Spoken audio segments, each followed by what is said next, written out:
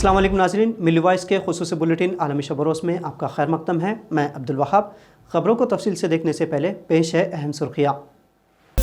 राहुल गांधी की मुश्किलें बढ़ी, मोदी सरनेम को कहा था चोर, गुजरात हाईकोर्ट ने नहीं दी राहत।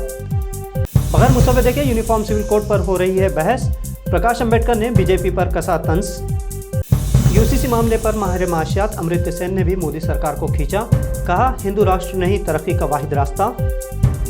यूनिफॉर्म सिविल कोड पर मौलाना रशीद फिरंगी महली की तनकीद, कहा सिर्फ मुसलमान ही नहीं पूरा भारत होगा मुतासिर। गाय की चोरी के इल्जाम में त्रिपुरा में नंदू सरकार की लिंचिंग, पुलिस और रिजर्व फोर्स ने भी नहीं की मदद।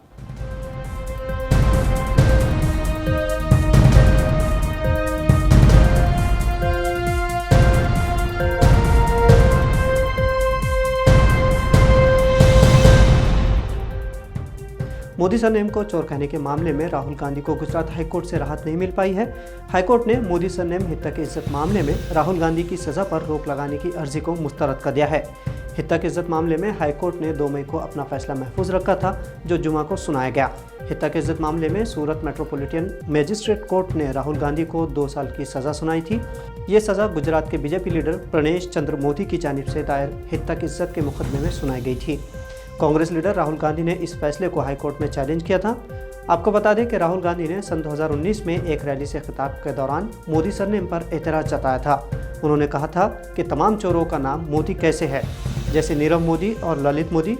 गुजरात हाईकोर्ट के इस फैसले के बाद राहुल गांधी के आइंदा बरस इंतखाबात में हिस्सा लेने के मामले पर छाए बेयकीनी के बादल मज़ीद गहरे हो गए हैं। राहुल गांधी को ताहाल गिरफ्तार नहीं किया गया है और हाईकोर्ट के फैसले के बाद ऑल इंडिया कांग्रेस कमेटी के जनरल सेक्रेटरी के.सी. वेणुगोपाल ने कहा कि पार्टी गुजरात हाईकोर्ट के फैसले को सुप्रीम कोर्ट में चैलेंज करेगी। दस्तूर हिंद के मेहमान डॉक्टर भीमराव अंबेडकर के पोते एडवोकेट प्रकाश अम्बेडकर ने यकसा सिविल कोड मामले पर सख्त नुक्ताचीनी की है। प्रकाश अम्बेडकर ने कहा कि नई पार्लिमानी इमारत के इफ्तिताह से कबल वज़ीर-ए-आज़म नरेंद्र मोदी ने यकसा सिविल कोड के निफाज का ऐलान किया था। अब इस कानून पर बहस मुबाहिसे का माहौल बनाया जा रहा है, लेकिन एक ऐसे मामले पर मुबाहिसा करवाया जा रहा है जिसका मुसव्वदा ही तैयार नहीं है। प्रकाश अम्बेडकर ने बीजेपी और आरएसएस से मुतालिबा किया है कि पहले यकसा सिविल कोड का मुसव्वदा मंजर आम पर लाया जाए। मुसव्वदे का कोई वजूद नहीं है तो बहस मुबाहिसा किस बात पर करवाया जा रहा है। इस मौके पर बहुजन वंचित आघाड़ी के सरबराह ने यूनिफॉर्म सिविल कोड से मुतालिक मोदी हुकूमत की मंशा पर भी सवाल उठाए। प्रकाश अम्बेडकर ने यकसा सिविल कोड मामले को जल्दबाजी से ताबीर करते हुए कहा कि बीजेपी के पास 2024 के आम इंतखाबात के लिए अब कोई मुद्दा नहीं बचा है, इसलिए वो गड़बड़ में इस मुद्दे को लेकर अपनी नैया पार लगाने के फिराक में है। यकसा सिविल कोड मामले में बीजेपी को चौतरफा तनकीद का सामना है। प्रकाश अम्बेडकर के बाद नोबेल इनाम याफ्ता अमृत सेन ने इस मामले को दुश्वार बताते हुए कहा कि इसे आसान बनाने की कोशिश की जानी चाहिए। इसे आनन फानन में अवाम पर थोपा नहीं जा सकता। हालिया इक़दामात के हवाले से माहिर माशियात ने कहा कि मजहबी और रिवाजों के इख्तलाफात को दूर करने की ज़रूरत है। अखबारात का हवाला देते हुए अमृत सेन ने कहा कि मैंने अखबारात में पढ़ा है कि यकसा सिविल कोड के निफाज में मज़ीद कोई ताख़ीर नहीं होनी चाहिए। पता नहीं ऐसा बकवास तस्वुर कहाँ से आया है। इस सवाल पर कि आया यकसा सिविल कोड का हिंदू राष्ट्र के तस्वुर से कोई ताल्लुक़ है, उन्होंने कहा यकीनन है, हिंदू राष्ट्र ही तरक्की का वाहिद रास्ता नहीं है। मारूफ आलिम दीन मौलाना रशीद फिरंगी महली ने कहा कि यकसा सिविल कोड मुसलमानों को काबिल कबूल नहीं है। उन्होंने कहा कि यूसीसी इस्लामी शरीयत को मुतासिर करेगा। इससे न सिर्फ मुसलमान बल्कि मुल्क के दूसरे लोग भी मुतासिर होंगे। मौलाना ने मज़ीद कहा कि भारत को इससे भी संगीन मसाइल दरपेश है, अभी मुल्क को यकसा सिविल कोड की ज़रूरत नहीं है। मौलाना रशीद फिरंगी महली ने मुसलमानों से अपील की कि मुसलमानों को all India Muslim personal law board की अपील पर अमल दरामद करना चाहिए और इसके खिलाफ एहतजाज करने के तरीके से भी आगाह रहना चाहिए। गाय चोरी के इल्ज़ाम में इंतहा पसंदों के हजूम ने एक नौजवान को पीट कर मार डाला। ये वाक़या त्रिपुरा के मशरक़ी शहर अगरतला में पेश आया है। पुलिस का कहना है कि नौजवान पर एक गिरोह ने गाय के चोरी का इल्ज़ाम लगाया था और उसे उसके घर से घसीट कर पुल पर बांधकर उससे मारपीट की गई। मकतूल की शनाख्त नंदू सरकार की हैसियत से की गई है। पुलिस ने बताया है कि इस मामले में अभी तक किसी को गिरफ्तार नहीं किया गया है। लिंचिंग के शिकार नंदू सरकार के वालिद अजीत सरकार ने दावा किया कि उनका बेटा चोरी में मुलव्विस नहीं था। उसने लोगों को कत्ल करने से रोकने की पूरी कोशिश की। ड्यूटी पर मौजूद पुलिस अहलकारों और त्रिपुरा स्टेट राइफल्स के अहलकारों से भी मदद मांगी गई, लेकिन उन्हें कोई मदद नहीं मिली। दिल्ली की अदालत ने रेसलिंग फेडरेशन ऑफ इंडिया के साबिक चेयरमैन और बीजेपी रुकन पार्लियामेंट ब्रिजभूषण सिंह और विनोद तोमर को अदालत में तलब किया है।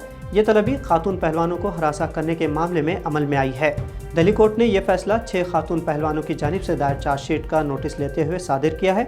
अदालत ने दोनों मुलजमीन को 18 जुलाई को अदालत में हाजिर होने का हुक्म दिया है। चार्जशीट में पुलिस ने दोनों मुलजमीन पर जिनसी ज़्यादती से मुताल्लिक़ इल्ज़ाम आयद किए हैं। आपको बता दें कि आलमी सतह पर भारत का नाम रोशन करने वाली पहलवान ख्वातीन के जिनसी हरासानी मामले में इन ख्वातीन पहलवानों ने दिल्ली के जंतर मंतर पर धरना दिया था, जिसकी वजह से दुनिया भर में मोदी हुकूमत को ख्वातीन के हवाले से हजीमत उठानी पड़ी थी। अब ये मामला अदालत में पहुंच चुका है।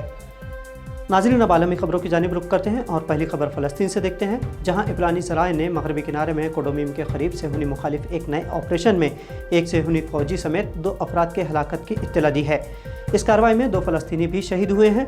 फारस खबर रसा एजेंसी की रिपोर्ट के मुताबिक फ़लस्तीनी सराय ने मगरबी किनारे के इलाके कोडोमीम के करीब सेहूनी मुखालिफ नए ऑपरेशन का ऐलान किया है। इस शहादत पसंदाना कार्रवाई का हमास ने खैर मकदम करते हुए कहा कि खलकीलिया में 2 फ़लस्तीनी शहीदों की कार्रवाई ख़ाबिस सेहूनी दुश्मन के पे-दर पे जराइम का जवाब है। स्वीडन में कुरान की बेहुरमती के हालिया वाक़े के खिलाफ पाकिस्तान में जुमा के रोज़ यौम तक़दीस कुरान मनाया गया। इस मौके पर मुल्क की एहतजाज रैलियाँ भी निकाली गई। गुज़िश्ता रोज़ पाकिस्तानी पार्लियामान ने स्वीडन वाक़े पर मज़म्मती करारदाद मंजूर की थी। पाकिस्तान के वज़ीर आज़म शहबाज शरीफ की यौम तक़दीस कुरान की कॉल पर पाकिस्तान की मिली तंजीमों ने लब्बैक कहा और मुल्क की सतह पर एहतजाज, धरने और मुजाहरे किए गए। इस एहतजाज में अपोजिशन ने भी भरपूर हिस्सा लिया। पाकिस्तान तहरीक इंसाफ की तरफ से सोशल मीडिया पर जारी एक बयान में कहा गया कि स्वीडन में कुरान पाक की बेहुरमती के खिलाफ चेयरमैन इमरान खान की कॉल पर अमन एहतजाज होगा। पूरी कौम मुत्तहद होकर मगरिब को वाज़ेह पैगाम दे कि आयत मुक़द्दसा की बेहुरमती की किसी सूरत में भी इजाज़त नहीं दी जा सकेगी। और नाज़रीन, आखिरी खबर सऊदी अरब से, जहां फ़रीज़े हज की अदायगी के बाद अब तक मदीना मुनव्वरा पहुँचने वाले हुज्जाज की तादाद 1,42,000 से तजावुज़ कर गई है। मीडिया के मुताबिक हज के बाद अब तक मदीना मुनव्वरा पहुँचने वाले हुज्जाज मुख्तलिफ ममालिक से ताल्लुक़ रखते हैं, जो बसों और हरमैन ट्रेन के अलावा फ़ज़ाई ज़रिए से भी मदीना मुनव्वरा पहुँचे हैं।